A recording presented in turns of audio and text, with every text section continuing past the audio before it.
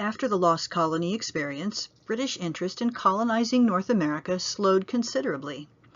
British fishermen sailed off the coast of North America, taking advantage of the huge quantities of fish available in the bays and offshore waters, but formal colonization stalled. However, in 1605, a group of wealthy businessmen asked King James for permission to start a new colony. They intended to pay for the colony themselves by forming a joint stock company. A joint stock company resembles a modern corporation in the sense that investors buy stakes in the venture and then share the profits. The first joint stock company in British history emerged in 1555. The 1605 company, called the Virginia Company, thought it might make money in North America, so the members sold shares in a colonial venture and promised investors riches in return. King James agreed to let the company take a chance in North America, but we need to note that had the Virginia Company's original plan for this continent followed through, United States history might never have happened. You see, the Virginia Company actually had two parts. Half of the company centered in London, and that part called itself the Virginia Company of London. But a second part of the company resided in Plymouth. There, another set of investors called themselves the Virginia Company of Plymouth. In 1606, both sides of the company got a grant of land and authorization to colonize the North American coastline. Now, British people called the coastline Virginia Land for Queen Elizabeth, the Virgin Queen, and they called her the Virgin Queen because she never married.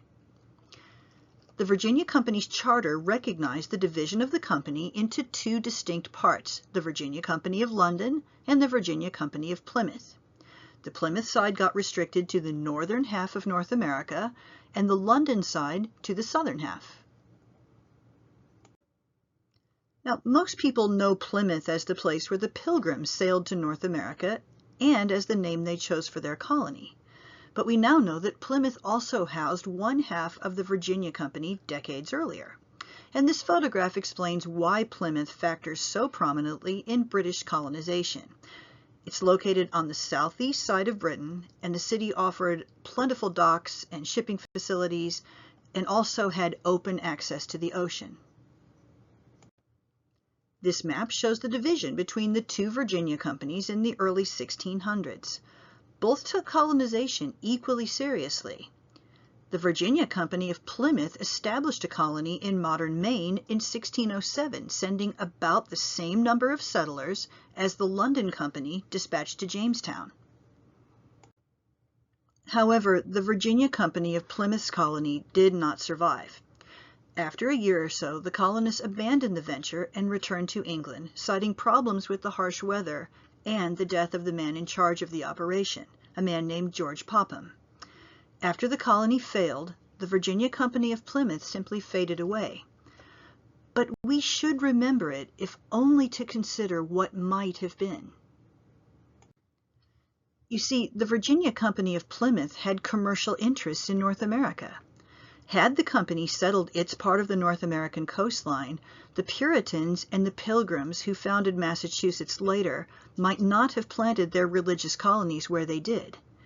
And if they didn't, we wouldn't have Massachusetts, which means no birthplace of the North, no Lexington and Concord, no anti-slavery movement.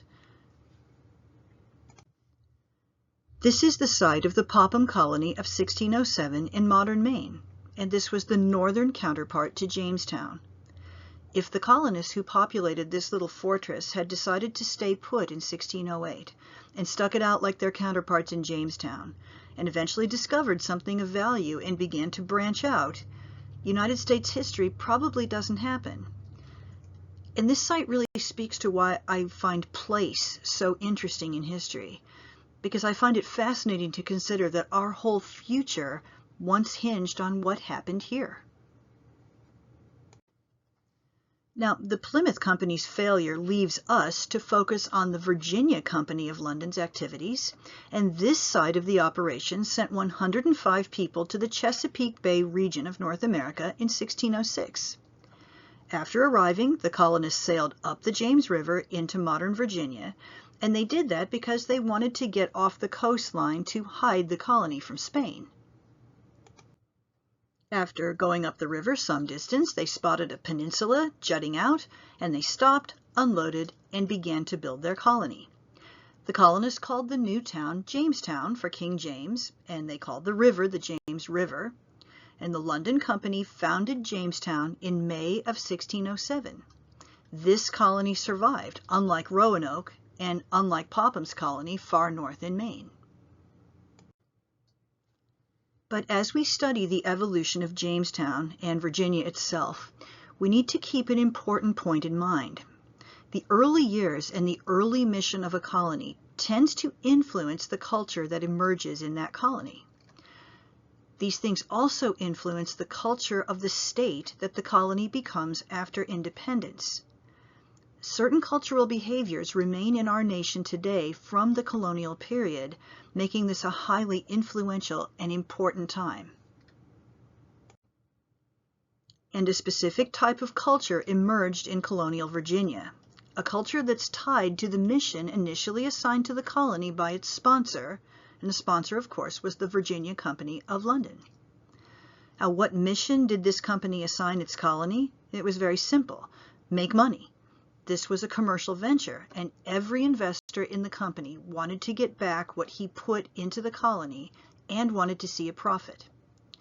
But unfortunately, this mission led to a decade of disaster, and that decade significantly influenced the culture that developed in colonial Virginia.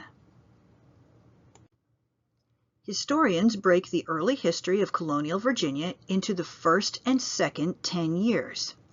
The first 10 years proved disastrous.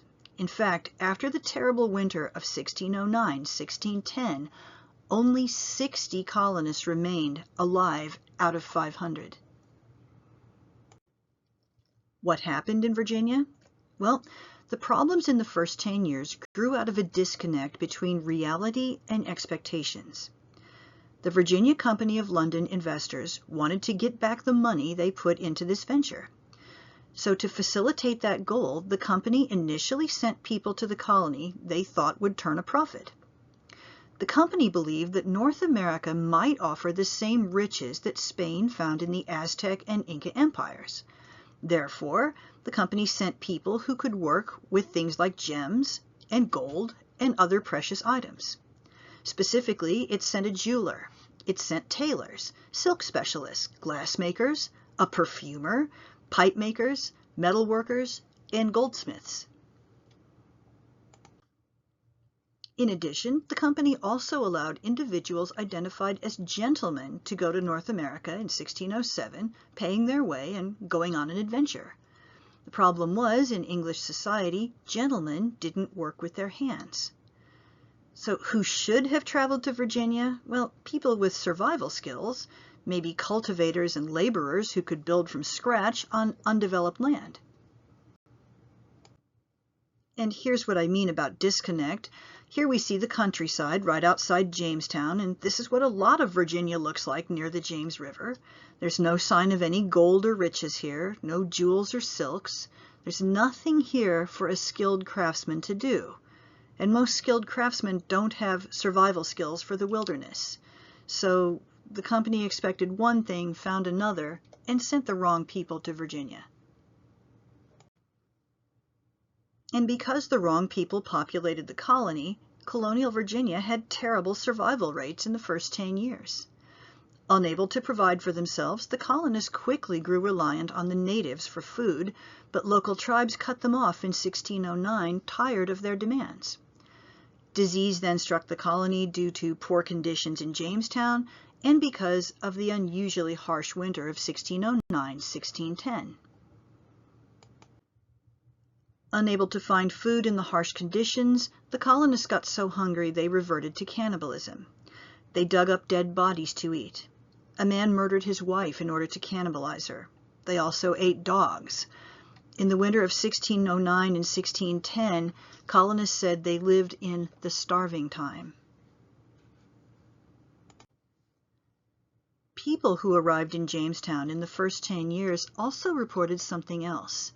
They said the colonists seemed listless. They took little interest in farming or survival, and instead played dice games or bowled in the streets. And depression likely played a role here. These colonists came to Jamestown with promises of wealth and riches, only to discover nothing of the kind in North America. And they couldn't just return home. In fact, they tried to abandon Jamestown in 1610, only to run into a major resupply mission and orders from the company to return back to the site. In 1612, colonist Captain John Smith, a man with military experience and a member of the Virginia Company's Advisory Council, he cracked down on the colony to shake people out of their funk. He instituted harsh laws that forced the colonists to work and severely punished those who hoarded food. By 1617, the Jamestown colony had cost the Virginia Company a tremendous amount of money. The company had dispatched multiple relief expeditions, hit up investors time and again for more money, and had no profit to show. So, to stabilize their colony and not lose the investment, the London Company instituted a series of reforms in 1617. And these reforms improved Virginia and opened up the second 10 years in the colony's history, which was a far better time. The first of the reforms involved land. New colonists who went to Virginia received 50 acres of land after 1616. Existing colonists got 100 acres.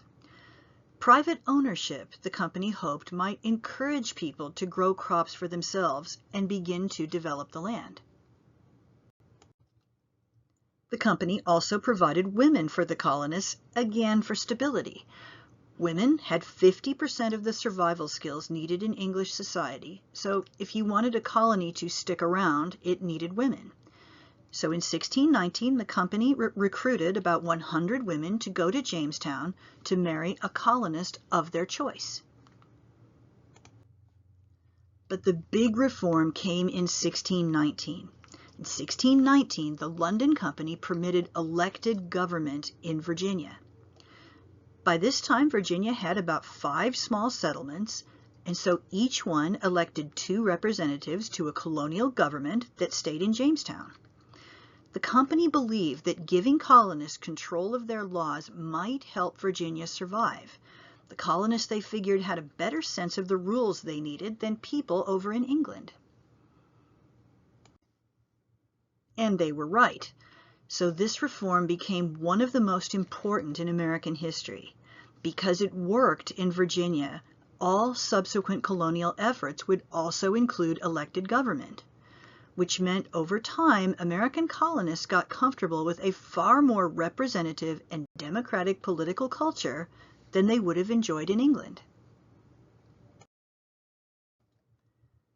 The London Company managed to stabilize its colony with these reforms, and in the second 10 years, Virginia also finally found its source of gold, so to speak.